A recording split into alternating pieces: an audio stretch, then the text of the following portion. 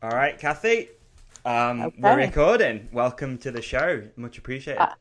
I'm excited. I know. Stoked. I'm guessing Yeah. this is your first podcast. Yeah, first podcast. Let's see, I can at least now find out what a podcast is. I know I just read some 17 questions from Steve Pete, and he's like, what the hell's a podcast? And I'm like, cool, I got to find out what a podcast is before Steve Pete. This is pretty cool. Oh, that's a bit of a dig too. I've been trying to get Steve to do this for ages. Well, Man, but busy boy. I know. We'll get there. We'll get there. Yeah, we'll get there. You We'll make never him know. jealous. Yeah. Get all his teammates and his team in there before him, and Well, then, that's then he'll be calling you begging to get on, right? He'll be obliged, right? Well, he'll then know what a podcast is, and once he figures out how cool it is, then he'll say, "Oh yeah, okay, I want in." Yeah, let's hope it goes down that way. I don't know. But yeah, first podcast, which is cool. Obviously, you're probably not a podcast fan by the sounds of it, but Hey, all new to me too. You Like, will be after today. Yes, after today, I'm going to be hooked. All right. So I usually like to kick this thing off by letting you do your own little brief introduction, just so I don't do you any disservice by missing stuff out. So if you just want to do a really quick sort of like who you are and ultimately what you do, that'd be awesome. Okay, well, my name's Kathy Sessler, and I currently manage the Santa Cruz Syndicate, and I've been doing this team for 14 years. So probably before some of the people will hear this were born. My career and interest in the sport and bikes in general goes way, way back, and you asked for a quick description, so I'll try and be brief. But for anybody who knows me, they'll know that that's kind of impossible. But when I was 13 years old, I saw the movie on any Sunday. Wow. And I rode motorbikes at the time, dirt bikes and stuff. And I wanted to race the Elsinore Grand Prix, which I eventually did. But I was also inspired to grab my dad's 8mm movie camera and take movies of the little, it wasn't even called BMX then, but you saw the kids on the bikes in the movie. Yeah. And so I went home and I thought, oh, that looks so cool. And so I built a dirt track on 2 vacant lots and promoted little races. And I happened to capture it on my dad's camera, and it's some of the earliest pre-BMX footage that exists. And you can actually see that Dirt Magazine put it up on YouTube. And if you put in a lesson in history with Kathy Sessler, you can find that. And it's really cool. So that goes way, way, way back. Yeah. And so then I always wanted to race motocross. I did race the Elsinore Grand Prix actually when I was 14, and but that career never took off. So by the time I finally got on a mountain bike, I was like 32 years old or something, and I came back from that ride and I looked at my husband and I just said, "That was the funnest thing I've ever done. I'm going to race mountain bikes now." No way. And so so then I did, my first race was in 1989. And then I had a professional racing career from 92 to 97. And I was known as One Fast Mother because that was something that set me apart from the others, is I had kids. And, wow. I was never going to be as fast as Missy Gio because I couldn't train like her anyway. And anyway, that was kind of my excuse. But had a lot of fun, loads of fun doing that, as they say, back in the day. And then I was also the first professional rider to ride Intense. And I live in Murrieta, which is next to Temecula, where the Intense factory is. And so Jeff Stieber and I have been friends for many years. And so after the racing, I'll tie that in a minute. I did, I told you. No, it's all good. No one wants to hear me talk. I did stunt work for a TV show called Pacific Blue. I did over 40 episodes on those Trek Y bikes, chasing bad guys, wow. jumping on them, tackling them, all these kinds of things. And then at the same time was doing some team management for Intense. And so a former teammate of mine, Darren Stockton, did Intense Tire Systems, was developing some tires for them, and wanted to put together a race team. And Intense, they were poor at the time, and so the Intense Tire System team got Santa Cruz to be the frame sponsor.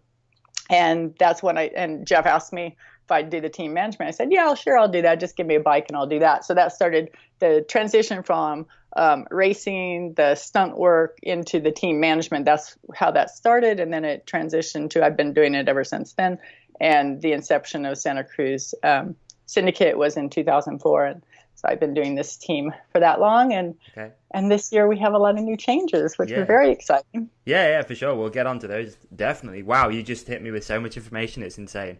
Amazing. Well, I know I can't possibly. I'm so freaking old. I can't make that short, right? You just reminded me though that I went to the Elsinore GP. No way. Yeah, like maybe 10 years ago or something. Okay. Yeah, I spent some time in California riding motocross myself, and I always get hassled because I always speak about motocross on this thing, but I'm not going to go down that route. But yeah. I brought it up. I raced in the last original Elsinore Grand Prix in 1972. Really? Oh wow, that's sick. I mean, when I attended, it was so cool. Like, obviously, it goes through the city of like Elsinore, or the town, whatever you call it. It's was it Malcolm? Oh no, Steve McQueen. Did he have something to do with the race too? Who? Steve McQueen? Or am I making that up? Yeah, I think he would be in the race. I mean, at one time, I'm sure he would have done it, and it was pretty cool. Does it still run too? I don't know. It probably does, but in its original form, it was a 100-mile race, and I was in the last row of 2,000 starters on my mom's Suzuki 90 when I was 14. So that's so sick. Figure it out. I did finish the race eventually, but I had a really traumatic experience at it actually, because I worked at like a motocross holiday place where people used to pay.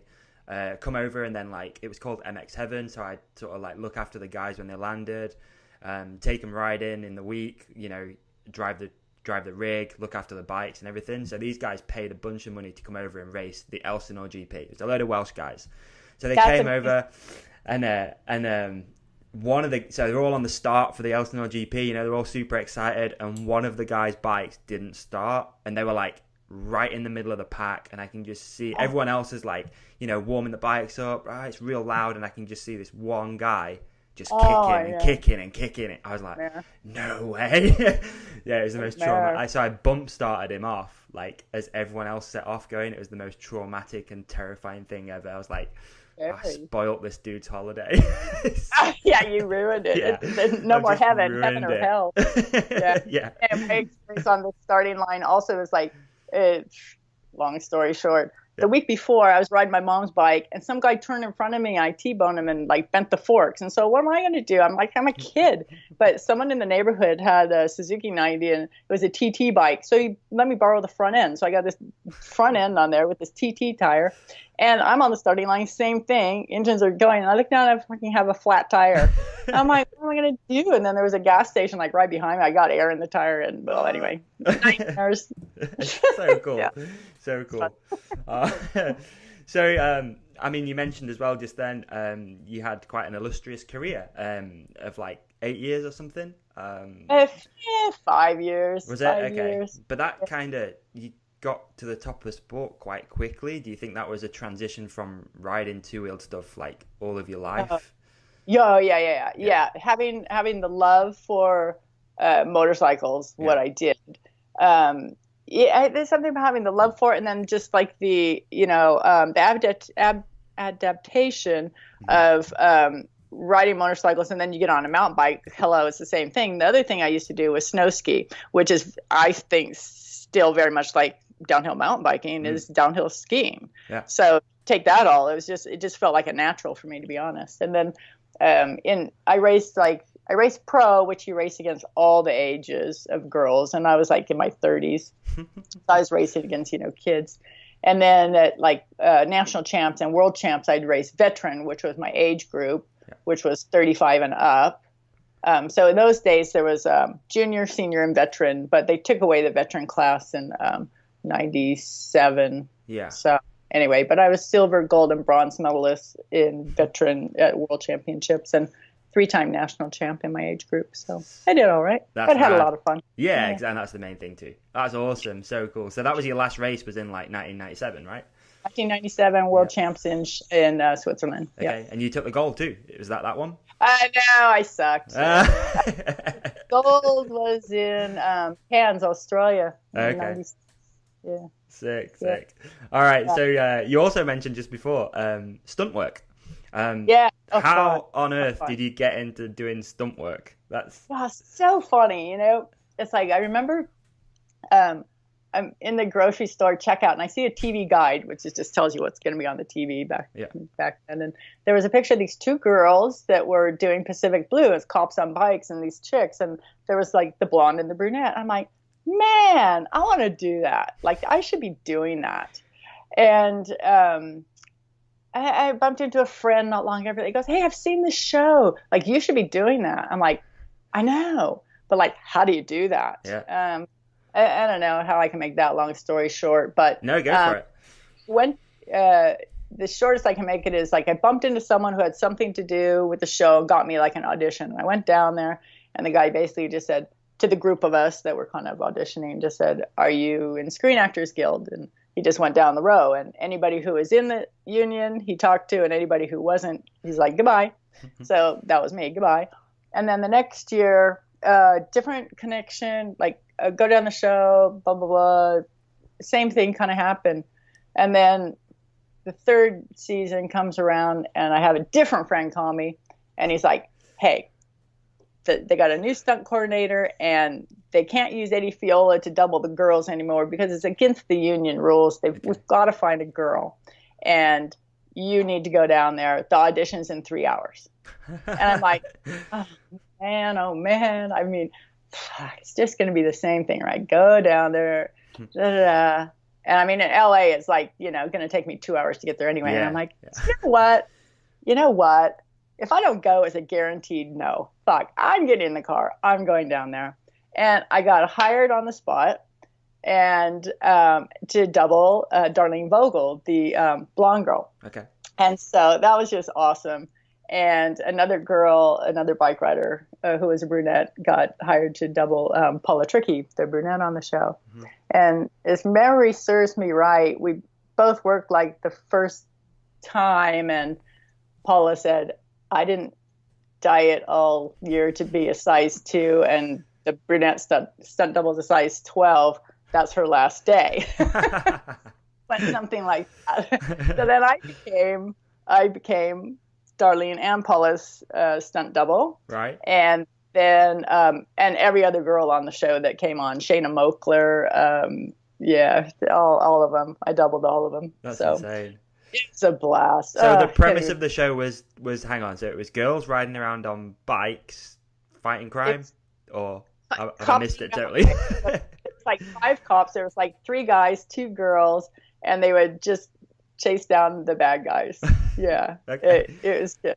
It was like Baywatch on bikes. Okay, I'm going to try and watch an episode. It sounds pretty cool. Try? Yes, You should try to do that. I'll try. At this point, I think it'd probably be fairly entertaining because the show was like in the, 90s, late 90s, and it's kind of comedy at this point. But yeah, the stuff we did, like, I felt like tackling the guys from the bike was pretty difficult because you're riding along and you got to stand up on the top tube and push off, but you can't really push off, can you? Because the bike just gets away. That was one of the harder things to do. And but yeah, it was good times. And I was in my 40s doing that. Wow, really? So quite proud of myself for that. What an amazing experience, though. Oh, so amazing! Cool. Real cool. So amazing. And then even still, like the last couple of years I worked that show, we had a different stunt coordinator, David Barrett, who's now the executive producer of a show called Blue Bloods, which is the #1 show on CBS. Oh, right. And from time to time, he needs bikes for the show, and I'll help get some Santa Cruz on the show. And he's generous enough to put me in, getting me some stunt work. And wow, so you're still doing this too? I still do it from time to time. Yes, what? Yes. So when was your most recent job? Not last year, but the year before I did a couple of days on Blue Bloods. Sorry. Yeah, it was fun. That's incredible. Yeah, super fun. Yeah. Is there have you worked with anyone super famous? I'm purely just curious. I wouldn't say super famous. Let's see. There was a WWF wrestler, Triple H. That was funny. No way. That was hilarious because I was standing in for Darlene, and he was like, I was laying on the ground. He was on top of me. It wasn't a rape scene. It was just he was just taking control of her. And then I think someone had to come out and hit him on the head with a frying pan or something really silly, but he smelled really good. Oh, Really? yeah. He's a really smart guy. I mean, I want to say like maybe he was even like a Harvard educated or something. Like he was not stupid at all.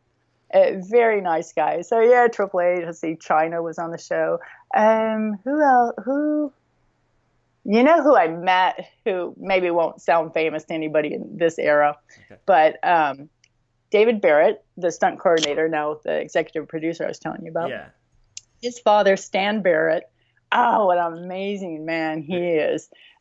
He's the first man to break the ground sound barrier. He went like 700 and something miles an hour. So his dad is hardcore, like, guy, stuntman, and was Paul Newman's stuntman for 25 years. Wow. So Newman was a very famous movie actor. Yeah. And one day, let's see, David has a brother named Stanton Barrett who races NASCAR and various things, and he needed some tires for his mountain bike. So there was a day I took the Maxxis tires to Stan, who was out in Ontario racing, with Paul, and I dropped off the tires, and he says, "Hey, you're here. Would you like to meet Paul?" I'm like, yeah.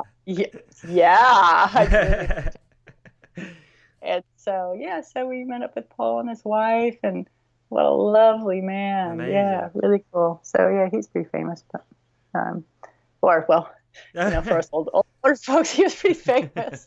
Which Cassidy and the Sun Kid, all that. But, yeah. I watched that film not that long ago too. Yeah, so that was cool. But that's sick. Amazing. Sounds like an amazing opportunity you've had and are continuing to have too, which is also real cool. And it's simply all because I rode a bicycle. Yeah. The amazing things that have happened in my life simply because of a bicycle. Unbelievable.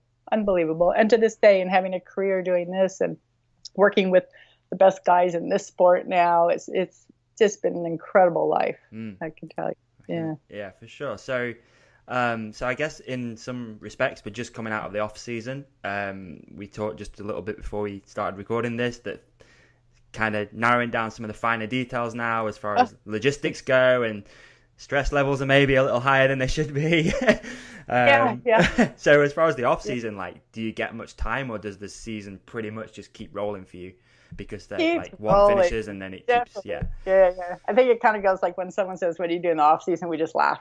Like there is no. You have no idea. There is no off season. No, my job is full time, year round. Totally is. I mean, certainly I have the luxury. I work from home, so I can run off and take afternoons off and this and that. Yeah. But the job is continuous. I do many things. Basically what you said, logistics, planning all the logistics for the team. I have a fabulous Jack Warshaw travel agent who I work with, and he does many of the mountain bike teams. Right. As far as I kind of give him the parameters of who I need where, and he just dials in the best flights for us. And when something goes wrong, you just call up Uncle Jack and he fixes it for you. He's amazing. That's cool. Yeah, so planning logistics I do, and that's kind of a year-round thing. At the end of the year, I start working on a year-end report, and I do it in the most feeble way because, this is not my forte. These days, with all the social media, we need a professional to do it these days. But remember, I've been doing this job for a long time, so, my feeble attempts were pretty damn good, 10 years ago. But trying to find, all the print and, all the coverage the guys they get because you want to, let the sponsors know what they've gotten for their money, right? Yeah.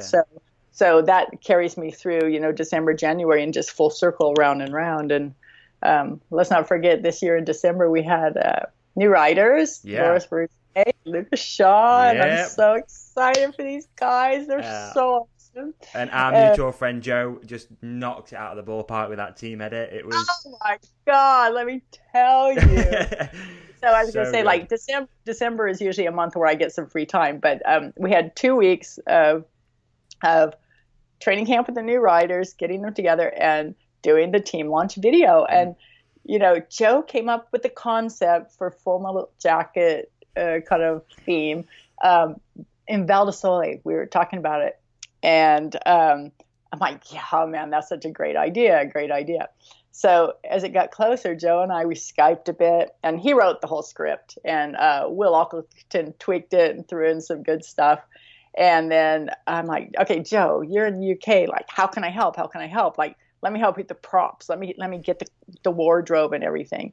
And so I did all the costumes and stuff. Oh my God, I was like, I would be texting Joe, like I'd be at the Goodwill or thrift store, and I'd find something funny, and I'd be sending him pictures. He's like, yes, yeah, oh my God. And then the day that Joe, oh my God, when Joe sent me the picture, okay, he had sent me this like photo, kind of what he wanted Greg to look like, right? Right. And so he wanted to had like a sweatband and mustache and aviators and stuff. But then the day comes where Joe says, how about this hat for Greg? And it was like Make America Great Again, the Donald Trump red hat thing, right? And I just cracked up. I'm like, that's fucking hilarious. And so then I can't remember I think it was Will Auckleton. He's like, let's make Syndicate great again. I'm like, oh, even funnier.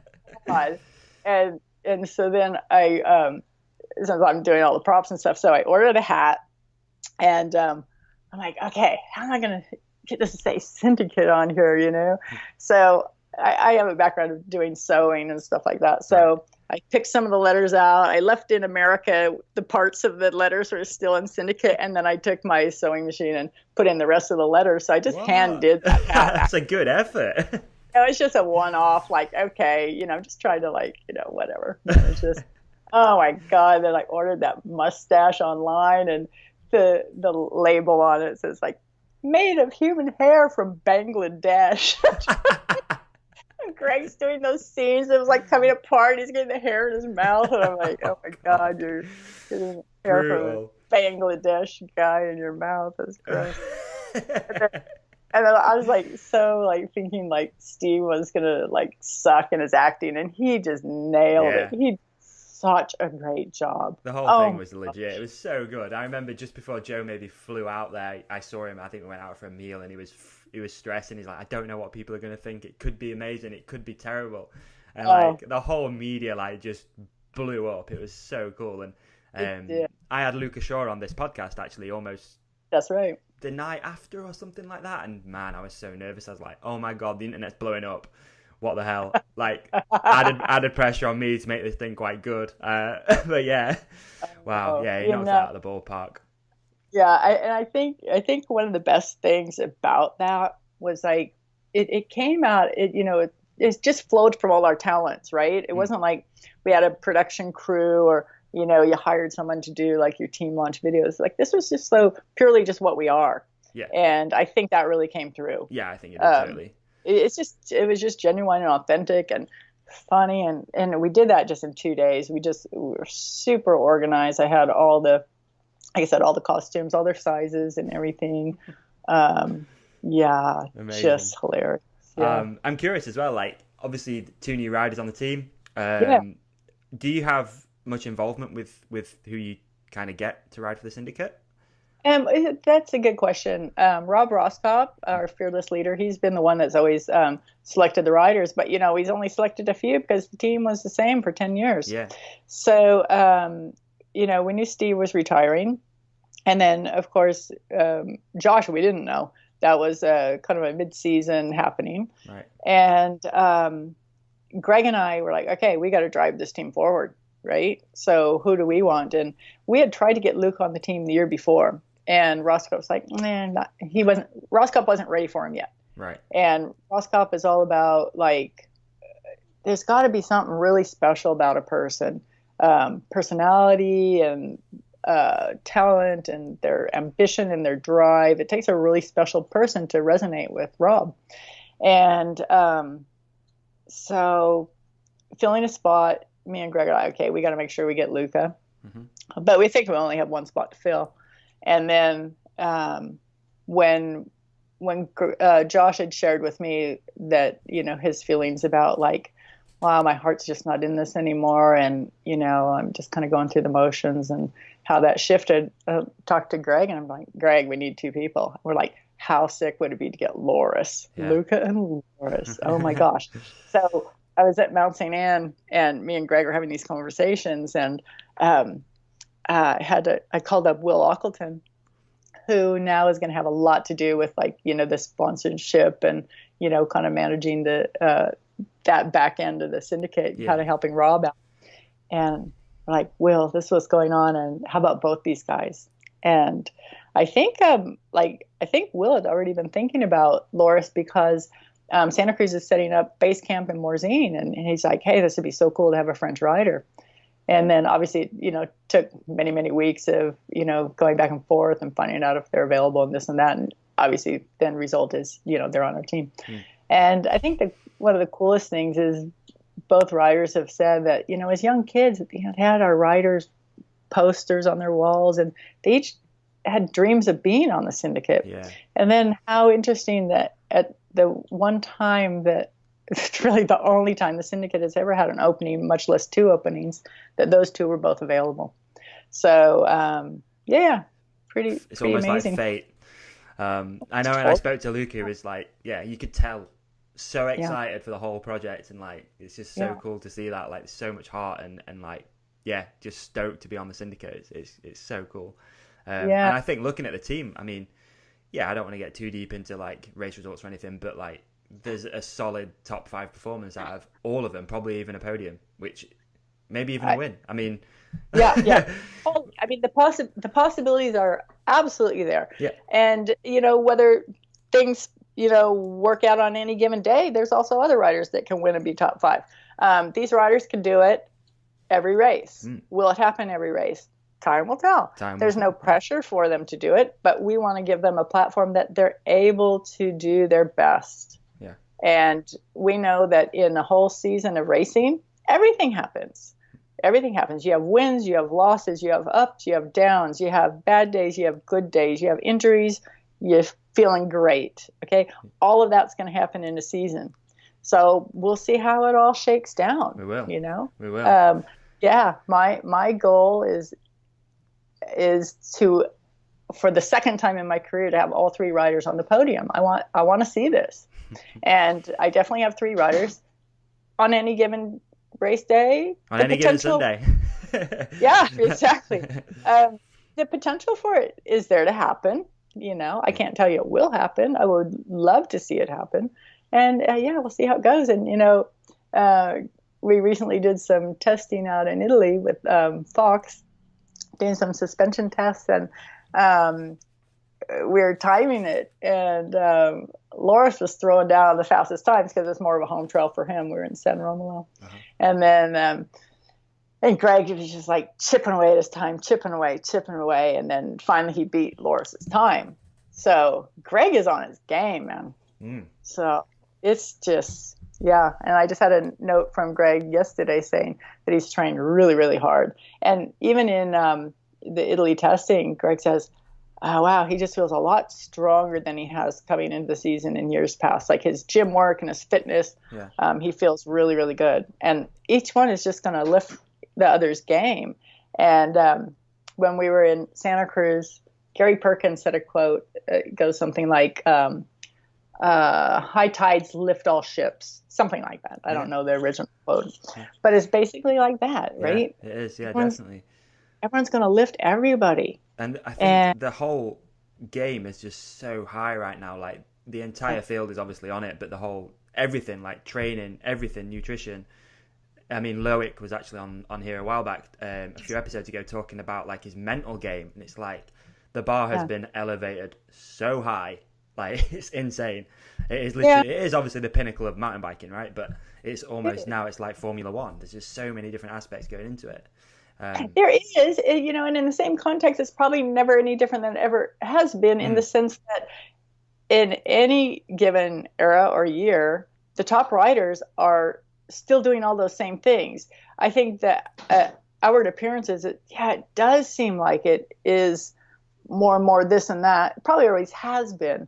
But I think maybe in these times, there's maybe more than a handful of guys that are at that level. Yeah. There's some good guys. Oh, there is. Yeah. Yeah. Sure. I'm going to quiz you for some predictions shortly, but like, I mean, coming into the season, like everyone's healthy pretty much. It's going to be Sick. I can't wait. I'm really excited for this season.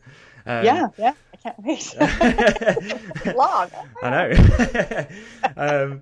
Just going to rewind a little bit. I'm really keen to know, like, what exactly your job role is and kind of what a World Cup weekend looks like for Kathy Sessler, as far as what your roles are and what kind of goes into what you do. Yeah, so team manager, there would not be one description to describe every team manager because everybody brings their own skill set into that role. Yeah. So my role, so we've got Roscop and Will Auckleton are doing like the sponsorship and organizing, doing all those big logistics for us. Mm-hmm. I've got amazing mechanics. Doug Hatfield is the brains behind all the ordering and getting everything, all that. Mm-hmm. Then we've got Marshy and PA. Loris's mechanic. He's French. He's cool. Okay. And they're managing all that, right? So then my side of it is working out all the travel logistics, the hotels, this types of things. Mm-hmm. When we get on site, then my race week looks like make sure when we land, I do what's called a master itinerary, but he always laughs at me about it. But when you need to know, you got to be organized. Then you can look at it. You don't ever need to look at it until you need to know something that's on it, like your hotel or this or that. But it helps me to know that I haven't forgotten anything and whatever. So basically we land and, we're getting the rental cars and getting everything to the venue. And then one of my first tasks is to get to the grocery store because I do all the cooking for the team as well. Awesome. And so basically my role at the races is I just want to take everything off the rider's plate as possible. And I want to be a foundation for them to build off of. So I'm not there to make them a fine human being. Their mother should teach them how to make their bed and take out the trash. Okay, that's not my job. My job there is to basically look after them and have them focus all their energy and attention on their task, which is to hurl their body down a mountain as fast as they can. They don't need to wash their freaking clothes or worry about where their food's coming from or who's filling their water bottle, any of these things. I'm there to just take all that out of the equation for them. Okay. So basically, I'm just looking after them. We'll typically also have a physio there. We have Lawrence Van Lingen, who's an amazing, gifted chiropractor from South Africa who does maybe half the races. And then we've got Laura Robson, who's worked with Atherton's, and she worked with us last year. She'll handle like the massage and the physio aspect of it. Okay.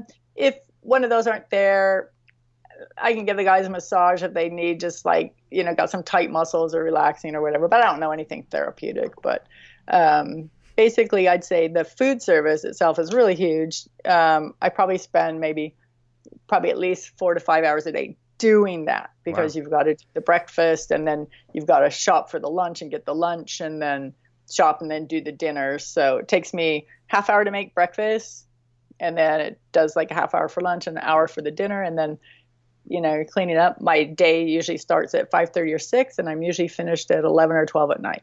Jesus. So yeah. And there's things like, if Greg's world champs race jersey, they send him the stock one, is gigantic and I've got to sew it in and this and that and anything and everything. Yeah, I'm their mom, I didn't want to say it. yeah. Or I say I'm the best wife you'll never have because I don't even do this for my husband, but they pay me to do this. There's a difference. Yeah. Right? Does your husband get neglected when you get home? You're just like, nah, I've been cooking and cleaning. I'm so burned out. Forget about it.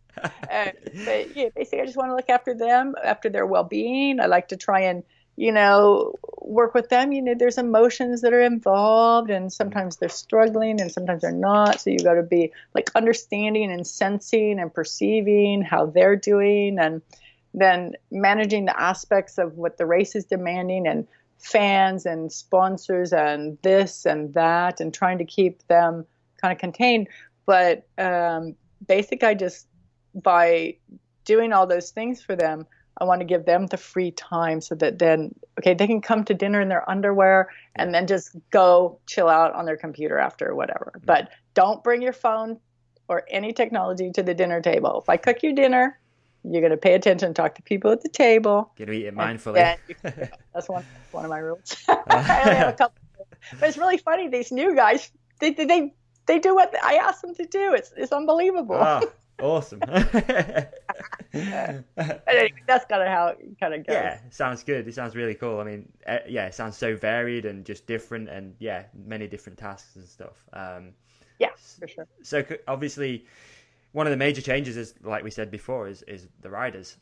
Yes. It doesn't look, obviously from the outside looking in, like the dynamic of the team will change all that much, because you're filling it again with like personalities. Obviously, Steve and Josh are such big personalities in the sport, and obviously personalities kind of within themselves as well. But do you think the team dynamic is going to change much over the season? You know what? I think you really summarized it really well, because to me, moving forward, it doesn't really seem like the team dynamic has changed. No. The individuals have changed. So I think you nailed that. And that's a very good question. Because I'm just going along with all the same enthusiasm and everything, all these aspects. And my outlook on the team is that it is bigger than the individuals involved. And the individuals are big on their own inside the thing. But, you know, it's like...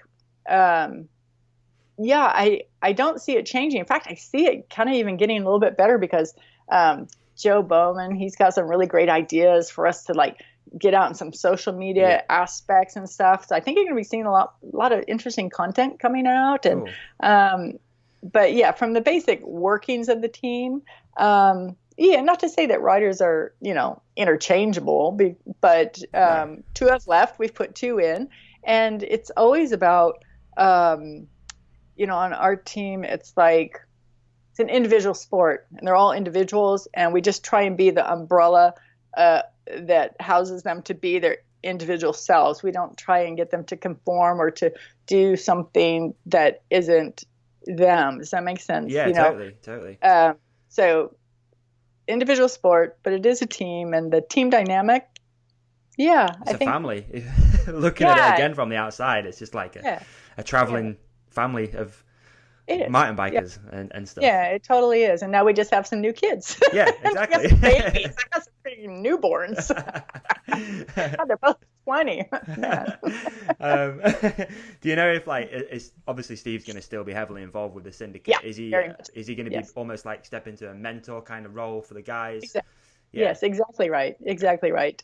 He'll be probably at all but maybe one World Cup, and we're looking forward to having him.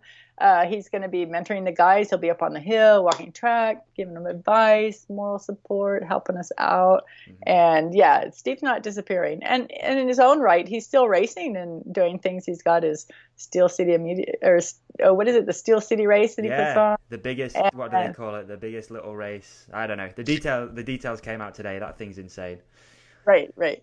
So, and then he's doing British Nationals, and he'll probably be doing enduros, all kinds of stuff. So he's simply retired from World Cup racing, but he'll still be at the World Cups, and it's going to be really cool, because now he'll be a nice face that the fans were going to love to see. It'd be terrible to have him disappear, wouldn't it? Yeah, he's not going anywhere, is he? I don't think. No. Told lad. No. He's a very integral part of our traveling family. Yeah, for sure. I think obviously something that everyone will kind of want to hear from you is about Josh's decision. I can't speak. Decision. Excuse my lisp.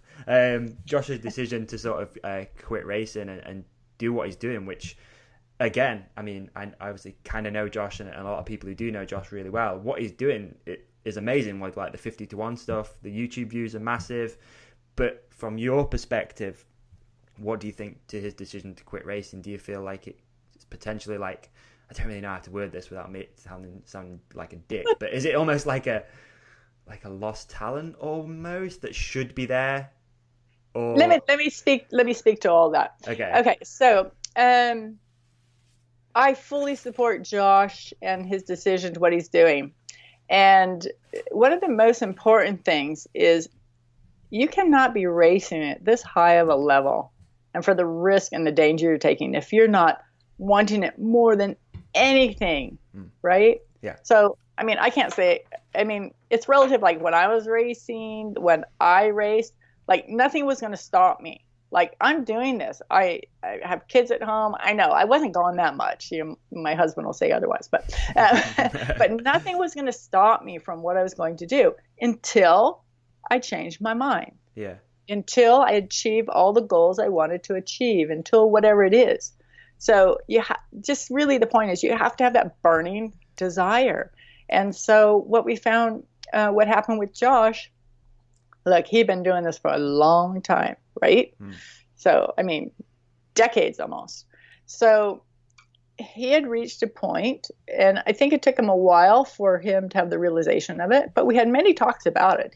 As soon as he started feeling these things, he talked to me about it, and I fully supported him, because you can't manufacture drive and hunger. You just have to look at, like, wow, if this is the way you're feeling, like, let's embrace that and let's honor that. Yeah. And, if you're feeling like your heart's not in anymore, what are you thinking? You got another year on your contract. Do you want to quit? Do you want to quit the downhill? What are you thinking? What do you want to do? And he's like, yeah, I think I don't want to do the downhills, but I'll do the rest of the season. And I'm like, okay. And then, figure out, like, then with Rob and, Will, what it is figure out what it is you want to do, and find out if marketing has the desire to support that. And, and it's yes on all counts. Right. Yeah. So I don't look at, I've heard some people say, oh, what a waste of talent. I don't think so at all. No. That's why I didn't want to sound like a dick when I said it, but I was but it's not you saying it, because I've heard that critique from many sources and many people. And, no, I don't see it at all. It's like, basically, I think what comes up inside a person, who drives a person, is the creativity and what fuels their passion. And different things were coming up for Josh that were fueling his passion, and he wanted to just really express all that. Yeah. And it was, the best decision he could make was to recognize and then be honest with himself, and to share it with those of us that could help him transition. And that's what he's done. It's really cool too, because obviously with the growth of social media and stuff, it's kind of easier to stay really relevant. Like, Josh is probably as relevant now as he was when he was winning, totally. Races. I mean, like I said, the 50 to 1, the YouTube stuff is amazing what they're doing. I think I love it. So staying relevant is no problem. He's probably doing, in some respects, just as much, on the marketing side of things as what he was when he's on podiums. You know what I mean? Yeah, totally. Yeah. Totally. Yeah. So, and that is the, what's changed with social media, and how you reach out to your consumer and your people who buy your bikes and these things. But the important thing, what Josh is doing, is he's honoring himself, and, he's not going to go through the motion. He had to go through some, a handful of World Cups going through the motions. And it was hard for him, and it was hard for everybody. We're all putting in 1,000,000% effort, and it was disheartening from that aspect to go like, oh man, all my efforts, and gosh, and well, this is the way it's going. And but we didn't try or work any less hard for Josh, even knowing he had lost his heart. Yeah. Me and Dougie, his mechanic Doug Hatfield, we gave it everything, all the way through. And it's like, I can't say it's like losing a family member. I mean, he's still part of the family. He's just off on a different, he's going to a different school now. But I'm sure we'll I think it's really hard for anyone to put themselves in that situation where you've been at the pinnacle of a sport. You've got hundreds of thousands, if not millions of people kind of watching you and interested in what you're doing. Like, that's a lot of pressure for anybody. And that's become a massive thing as well. I mean, again, with social media and stuff like that, everyone can keep up to date with what you're doing. It's probably easier to take criticism of people, because people are ruthless sometimes on that stuff. They'll say some horrible things. But I mean, I think, again, looking at it from my point of view, he looks to be having a blast. I don't think maybe he might even make a return. You never know, because he looks to be having so much fun riding his bike. And that sometimes a change is kind of good for you, and a bit of a rest and come back fueled up, ready to win some races. And the thing about it is, again, it goes back to what I was saying. You have to follow your passions. Yeah. And Josh is doing that. And will he have a passion for downhill again? only the future will tell. Who knows? Yeah. You know, if his passion swings back that way, then there'll be a place for him. If it doesn't, he'll still be following his passions and pursuing and creating, you know, what is naturally coming out. And that honesty is very, very cool. A lot of people might stay constrained into something that they were doing that they weren't feeling, weren't feeling it anymore. And so, it wasn't easy for him, you know, because he had to come to the realization and he had to express it to us, and then he had to risk rejection and you know what too, so many people behind him and stuff. Like you say, it's an admirable decision, I feel. Yeah, you've got to respect the kid for doing what he wants to do. Absolutely.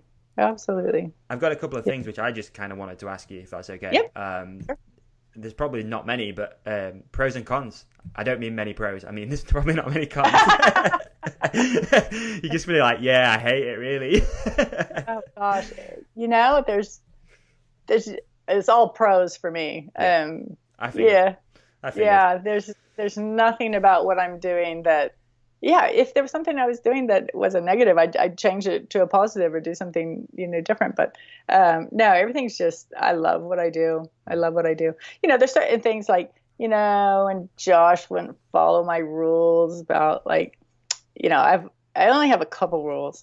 Right. And one of them is team house is for team only, because that needs to be a sanctuary for all of us to go and just be in our own space. You know, and not have everybody's friends over and this and that. I mean, it's fine. It's like, you know, I'm not saying nobody can come over, but, you know, it just can't have a household of people and this and that. And don't want to be a party house or anything when you're there. You know, so it's not a con. It just turns funny because it's like, you know, boys will be boys. And, you know, I've got to be understanding and go with the flow, or else I can't be in their world. But, you know, it's just, you know, that part was just like a little bit of respect. But, you know, Josh, oh my gosh, the one time in Mount St. Anne, I mean, it's hilarious. So the way, like these 3-story things, he had a bottom floor and the window was just like at ground level. And so he could just bring the girls in and out of the window. And so it's like, okay, you know, like if I don't hear it, whatever. And so one night, I guess he was going to have a girl come in, and then so he and one of the mechanics, the washer and dryer are like right outside like the rooms and like kind of space. So they put tennis shoes and nickels and quarters in the dryer and turned it on to cover the noise. So what do you do? Like you can't get mad at that, but whatever. It's just funny. It's hilarious. That's hilarious. So, that's hilarious. Yeah, it's not unconscious.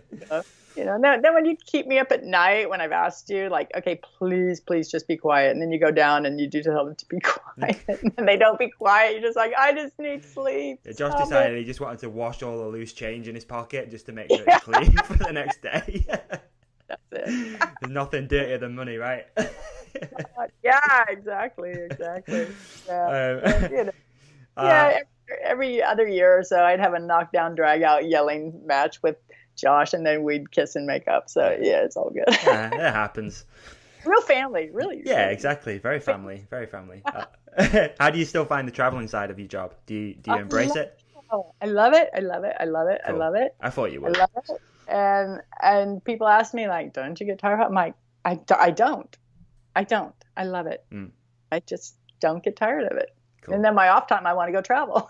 Yeah. When I get home from this next trip, I've got a trip to New York. It's funny. Joe was saying exactly the same thing. Actually, obviously, I've known Joe for many years, and he's very rarely at home. And when he is, it's a bit of a joke. You know, oh, how long are you here for this time? And he's always like, oh, I'm here for 2 weeks or 3 weeks. Or I remember the last time he came home, I'm sat in his living room, we're chatting away, and I said, oh, when are you going away again next? Anyway, he's like, oh, I don't know actually. I think I'm here for a couple of months. It's like, oh, cool. I was like, I'll call you at the weekend. Let's do something. I think I called him on like maybe the Saturday morning. I'm like, hey man, where are you? He goes, oh, I'm in Sweden. I'm like, what? Oh yeah, I forgot. I was coming here. I'm like, oh my god. So that's like, yeah, but, you know, he seems to love it as well. I think it's one of those things you just got to embrace it and have fun with it. Obviously, you're always going to miss your family and stuff. Yeah, but see, like my family, like my daughters are grown. They're 30 and 31, and I've got a 5-year-old grandson who we watch him a lot. My husband's retired. He's been retired for 14 years. Sometimes he'll go, like he's never been to a World Cup because I am so working. Yeah. Like I told you about my days. Like he'd just be like, what would he do? But but sometimes he'll go like a week before a race or a week after and tag on a holiday, and this and that. Sometimes he'll do that. But that's cool. Yeah, but yeah, so it's not like look after the family, when I'm doing all this travel. So no, that's good. All right, a couple more just from my own because I was just curious. I want to know your best Josh and Steve story, and if there is one which really stands out, which you like to share. Oh yeah, okay. There's a recent one. Okay, I won't say it's the best because I could probably go on all day trying to think about it. But here's there's probably a million. Here's one that just happened. So we went to we were going to Rock du Jour. We did finale enduro, and then we met up in Nice. Josh flew in, and for some reason I'd sent Steve a text, I'll be there at 6:00, but he had forgotten there was a time change. So he thought he had an hour. So of course he got some beverages, and he and Josh were having some beverages. And then actually me and Greg were just right there. Oh, I thought we had time for this, blah, blah, blah. And they're like, well, we're hungry. And then so we went to the little cafe in the airport there, and Steve ordered this hot pie, and they put it in the microwave, and it was really hot. Right. And there's always a gag they play on. It's oh, how's your food smell? And they'll smash your face in it. Well, anyway, Steve's about to take a bite of his pie, and Josh smashes it into Steve's face, and it burnt him, literally burnt him. And and Steve was so mad, and he just he kicked Josh so hard. He kicked him, and Josh's glasses flew off his face, and Steve kicked his glasses across the floor to the wall, and people are standing around just going, oh my god, that's not nice. I'm my god. This is it's brothers, right? Yeah. So I mean, that's just the one that comes quickly to mind. Brilliant, love it. I'm sure I can think of a million others. He's got a burnt nose right now, has he? Not seen Steve for a little while. It's time. Again, Joe wanted me to ask you about the. Apparently, there's a really good Nathan Rennie hot sauce story which needs to be shared. Yeah, I wasn't involved or there, but the story goes something it's he would do oh, I wonder how hot this will be in my eye, and he'll put hot sauce inside or things like that. There was a story that goes something again, it's not my story, so I'll recall what I. Sorry. Remember. That's okay. No, but it's good. So he was in Australia, and there was some kind of hot sauce, and he was downing it, taking shots of the hot sauce, and apparently it actually burnt his esophagus, literally burned it to where he had to go to the hospital and get treatment for it. Yeah, story goes something like that. What the hell? Yeah, That's but insane. Yeah, he was always doing really funny, silly things. Nathan Rennie is a fabulous storyteller. I'd like to get him on here. That'd be really cool. That'd be you should. blast. Oh, he's so funny. That'd be a blast. He's the best storyteller ever. All right. So moving on, we have. I don't want to keep you much longer. So fine. I got time. No. The final part of what we do is we do listener questions. So we ask some of our followers and stuff to submit some listener questions. Got a couple which I just want to blast through for you, if that's okay. So the first one came from a guy we probably all know, Kevin Radical. Oh, I love K-Rad. Yeah. He's a local guy. Lives just up the road as well. Yes. He's a legend. He is indeed a definite legend. So Kevin wanted to know if you could choose any pre-ride snack, any trail in the world, and favorite post-ride drink, what would it be? I'm just going to say as well, it's an amazing question from Kevin. That's so good. Yeah, he's smarter than he acts. Yeah. Okay, so I'll just start with the post-ride drink, champagne. Okay. Post-ride snack. Let's say tapas and red wine. I don't know. So you just get pissed, basically. Location. Well, I guess it was tapas. I would put it in Spain somewhere. Okay. You know what? God, there's so many great places to ride in the world. What would be one of my favorites? Oh. Actually, probably chasing someone down through... Yeah, let's go back to Barcelona. Yeah. Getting on tourist city bikes and just chasing through the town with your pals. We've done that, and that was fun. So There you go. That's sick. Awesome. So basically get pissed and ride around the town. Yeah. Perfect. And it goes faster. The next one was from one of our Instagram followers. I never know he's submitted a question before, so I'll totally blast his name. But at Cummins Nick, I always read it as at Coming In Sick, which is a way better Instagram handle. So change it at Coming In Sick. Yes. Do you ever have to manage egos?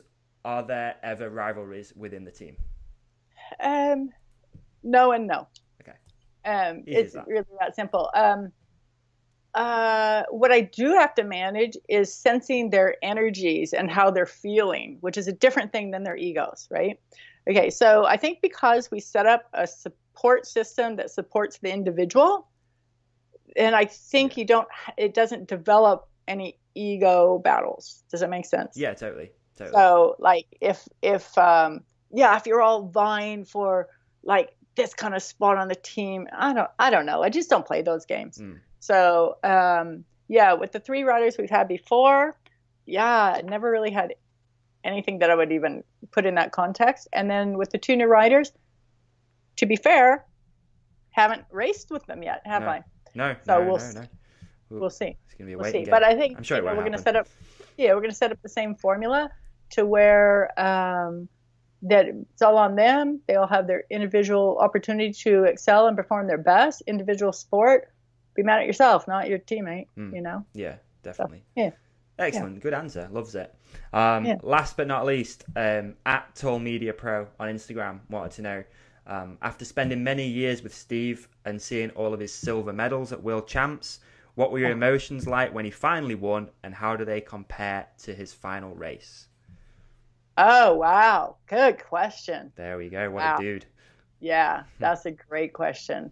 Okay, so I'll start with the emotions in 2009 when he won Worlds.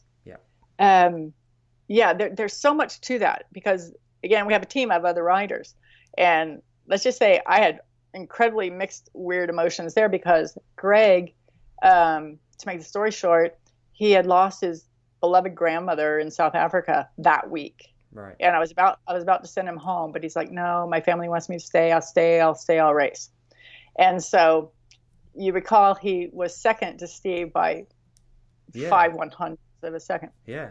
So, oh my gosh, Steve comes across the line and is that and this, and then other riders finish, and then he's won, and he couldn't even speak, and he just like falls down. Their little hot seat was like a little pickup truck, and he just lays back and is just like overcome, and then just, oh my gosh, I'm looking at the picture right now. I think it's a Duncan Philpott picture on my wall.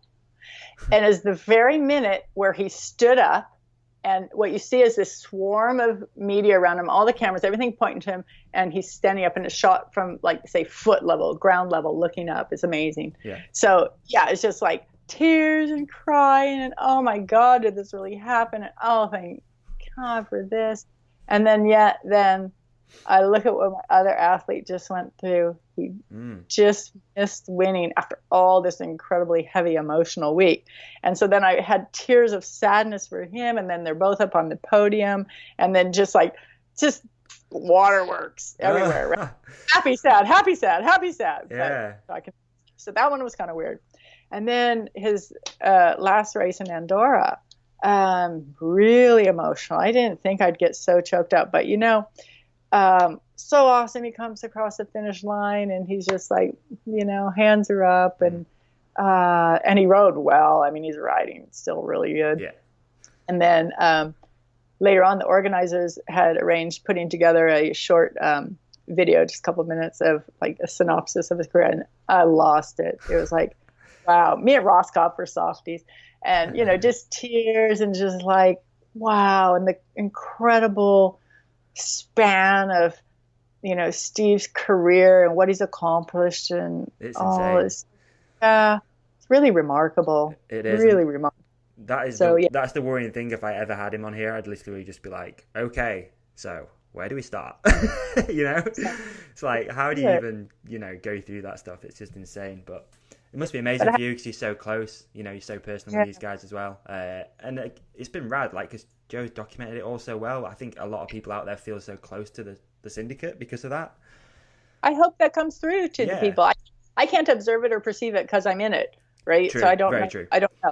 So all we can do is just be genuine, and if people resonate with that and they understand it, and Joe does portray it the way it is, and it's good about Joe because like he fits in as a part of the family, so no one feels self-conscious, so it's just kind of as it is. So he's capturing really what's going on. So yeah, it's good. Awesome answer. Really appreciated. So the final thing I need you to do, if that's okay, it's a new thing I'm doing. So basically, I want you to submit a question which I can then ask to the next guest. Okay. I can't tell you who the next guest is because I like to keep him a bit of a secret, but you do know him. He's a massive World Cup personality, I'd say. So it's a bit of a clue. Oh, but if you could like just... it's not Rob Warner, just to be clear. Rob Warner? It's not. You can ask him, what year was it that I cut your hair in Vigo at a bar with the bar scissors? So if it's Rob, then that wouldn't be a good question to ask the next person. But if it isn't... So we'll come out with personality. I would just say to ask them what passion fueled them in their career. And I don't know if their career is still ongoing. Mm-hmm. So I would say, and what keeps driving you forward? Or wherever you're at now, how is your passion taking you to where you are? Excellent. That'll fit perfect with this guy as well. Or girl. Guy or girl. You never know. Could be a guy. You never know. Yeah. Awesome. Kathy, it's been an absolute blast to sit and have a chat with you. I really appreciate it. Thanks. It was fun for me. It was really great. I hope it wasn't too traumatic for you and we haven't delayed your day of doing real work. You can tell I was so shy and scared and everything. Yeah. It's nice to get a chance to talk to people about what I do, because like around my neighborhood, no one gives a shit. So I'm happy. So thank you for the opportunity. I appreciate you're welcome. it. No, it's much appreciated. I want to wish you all the best. Have an awesome season. Hopefully we'll catch up somewhere as well along the circuit. I'll hopefully be attending some races. So again, have a great day and thank you ever so much. Thank you. Peace Chat out. soon. Take care. Bye-bye. Bye.